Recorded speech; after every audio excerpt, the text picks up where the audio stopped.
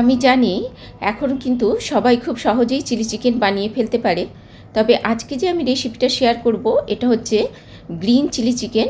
আর এটা আমি ডিম ছাড়া বানিয়েছি। এই চিলি চিকেন দেখতেও যেমন অন্যরকম হয়, আর টেস্টও কিন্তু বেশ একটু অন্যরকম খেতে হয়। নমস্কার বন্ধুরা, সবাইকে জয়ের কথা চ্যানেলে স্বাগত জানাই। তো চটপট দেখে নিই আমি কিভাবে বানালাম। এর জন্য দেখো বেশ কিছুটা আমি ধনেপাতা নিয়েছি, একটু আদা কুচি, একটু রসুনের টুকরো এবং কিছুটা কাঁচা লঙ্কা নিয়েছি। কাঁচা লঙ্কাটা অবশ্যই কিন্তু তোমরা যেমন ঝাল খাও সেই হিসাবেই নেবে, তবে ধনেপাতার পরিমাণটা একটু বেশি রাখবে, তবেই এটা একটু গ্রিনিশ ভাব আসবে। আর এখানে দেখো আমি চিকেনের টুকরোগুলো এরকম লম্বা লম্বা সরু সরু করে কেটে নিয়েছি। এখানে আমার প্রায় 250 মতন মাংস আছে। তো আমি এবারে এই প্রসেসটায় চলে যাচ্ছি। তো দেখো প্রথমে আমি এই ধনেপাতা, তারপরে এই রসুন, আদা এবং কাঁচা লঙ্কার একটা পেস্ট তৈরি করে নিচ্ছি। তো এর মধ্যে আমি সামান্য একটুখানি জল দিয়ে দেব, তারপরে আমি পেস্টটা তৈরি করে নেব। এখন এই পেস্টটা আমি এই যে সরু সরু করে মাংসগুলো কেটে রেখেছিলাম এর মধ্যে দিয়ে ভালোভাবে মাখিয়ে নেব। তবে সম্পূর্ণ পেস্টটা আমি দেব না, প্রায় 2 চামচ মতন পেস্ট আমি এই মিক্সিতে রেখে দিলাম, পরে কাজে লাগাবো। এরপর এর মধ্যে আমি দিয়ে দিলাম একটুখানি গোলমরিচের গুঁড়ো এবং প্রয়োজন মতন অল্প একটুখানি নুন দিয়ে দিলাম। এখানে কিন্তু আগের থেকে একটু নুন মাখানো ছিল, তাই এখানে নুনের পরিমাণটা একটু অল্প ব্যবহার করলাম। এখন এটাকে আমি খুব ভালোভাবে মাখিয়ে নেব। আর এটা ভালোভাবে মাখিয়ে নেব। আর মাখানোর পরে এখানে কিন্তু আমি আবার একটুখানি কর্নফ্লাওয়ার দিয়ে দেব, প্রায় 2 চামচ মতন কর্নফ্লাওয়ার দিয়ে এটাকে কিন্তু আমি ভালোভাবে মাখিয়ে নেব। এখানে কিন্তু আমি আর ডিম কোনো ব্যবহার করব না, তবে তোমরা কিন্তু ডিম ইচ্ছা করলেই ব্যবহার করতে পারো। আসলে এটা আমি যার জন্য বানাচ্ছি ওনার ডিমে একটুখানি অ্যালার্জি আছে, তাই আমি ডিমটা এখানে অ্যাভয়েড করলাম। এখন কড়াইতে সাদা তেল গরম করে আমি এই চিকেন স্ট্রিপগুলো আস্তে আস্তে করে এপিট ওপিট করে ভেজে নেব। এই চিকেন স্ট্রিপগুলো যখন ফ্রাই করব তখন কিন্তু ফ্লেমটা মিডিয়াম রাখতে হবে, কারণ এই চিকেন স্টিকগুলো কিন্তু খুব সহজেই একটু লালচে ভাব চলে আসে। যদি এই গ্রিনিশ ভাবটা রাখতে হয় তাহলে কিন্তু মিডিয়াম ফ্লেমে একটু ধৈর্য নিয়ে এগুলোকে ভেজে তুলতে হবে। তো দেখো আমার ফার্স্ট ব্যাচটা ভাজা হয়ে গেল। তো আমি সেম প্রসেসে আমি আবার সেকেন্ড ব্যাচ এবং সমস্ত চিকেনগুলোই এইভাবে ভেজে তুলে নেব।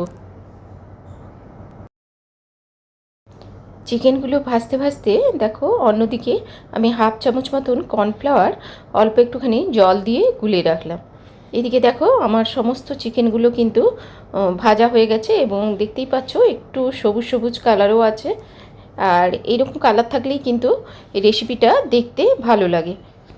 এরপর আমি একটা প্যানে অল্প সামান্য একটুখানি সাদা তেল দিয়ে দেব। এরপর তেলটা একটু গরম হলে এর মধ্যে আমি দিয়ে দেব আদা কুচি, রসুন কুচি এবং কাঁচা এবং পাকা লঙ্কা কুচি এর মধ্যে দিয়ে আমি একটুখানি সটে করে নেব।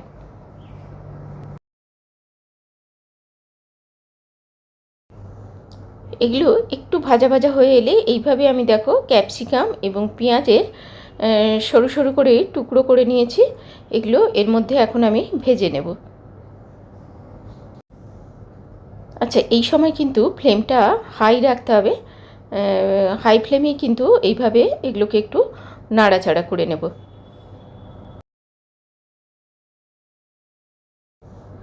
কারি পাতার ফ্লেভার আমার খুব ভালো লাগে, তাই এখানে আমি বেশ কিছুটা ফ্রেশ কারি পাতা দিয়ে দিলাম। সমস্ত কিছু যখন বেশ এইভাবে একটু ভাজা ভাজা হয়ে আসবে তখন এর মধ্যে আমি 2 চামচ চিলি সস দিয়ে দেব। এখানে সসের মধ্যে আমি খালি চিলি সসটাই ব্যবহার করব, কোনো সয়া সস বা টমেটো সস কিন্তু এখানে ব্যবহার করব না। আর ওই যে আমি গ্রিন পেস্টটা তৈরি করে রেখেছিলাম ধনেপাতা, আদা, রসুন, কাঁচা লঙ্কা দিয়ে, সেটাই এখানে আমি এখন দিয়ে দেব। আর বাটি ধোয়া জলটাও একটুখানি এখানে দিয়ে দিলাম।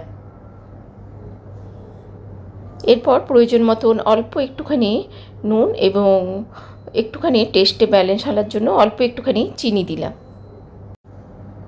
এখন আগের থেকে ভেজে রাখা চিকেনের টুকরোগুলো এর মধ্যে দিয়ে হাই ফ্লেমেই একটুখানি নেড়ে নেব। এরপর যে আমি হাফ চামচ কর্নফ্লাওয়ারটা গুলে রেখেছিলাম জলের মধ্যে, ওইটা দিয়ে সামান্য একটু নাড়াচাড়া করে নিলেই কিন্তু আমার গ্রিন চিলি চিকেন তৈরি হয়ে যাবে। আর একটু টেস্টে ব্যালেন্স আনার জন্য এখানে দেখো আমি একটুখানি লেবু এখানে দিলাম। তবে লেবু যদি ঘরে না থাকে কোনো অসুবিধা নেই, লেবু দিলেও কিন্তু টেস্টটা একটুখানি চেঞ্জ হয়। আর এই রেসিপিটা কিন্তু খুব একটা গ্রেভি থাকে না, একটু গা মাখা মাখাই এইভাবেই হয়। এই রেসিপি যদি তোমাদের ভালো লেগে থাকে অবশ্যই লাইক করো, কমেন্ট করো। আর আমার চ্যানেলের এরকম সিম্পল রান্না দেখার জন্য আমার চ্যানেলকে সাবস্ক্রাইব করে দিও। এই রেসিপি কিন্তু রুটি, পরোটা, ভাত, পোলাও সবার সঙ্গে কিন্তু খেতে ভালো লাগে। এখন এটাকে আমি একটা প্লেটের মধ্যে সার্ভ করার জন্য রেডি করে নিলাম। তোমাদের এই সিম্পল রেসিপি কেমন লাগলো অবশ্যই জানিও। টেবিলে সার্ভ করার আগে এইভাবে একটা কাঁচা এবং পাকা লঙ্কা দিয়ে আমি এটাকে একটুখানি ডেকোরেশন করে দিলাম।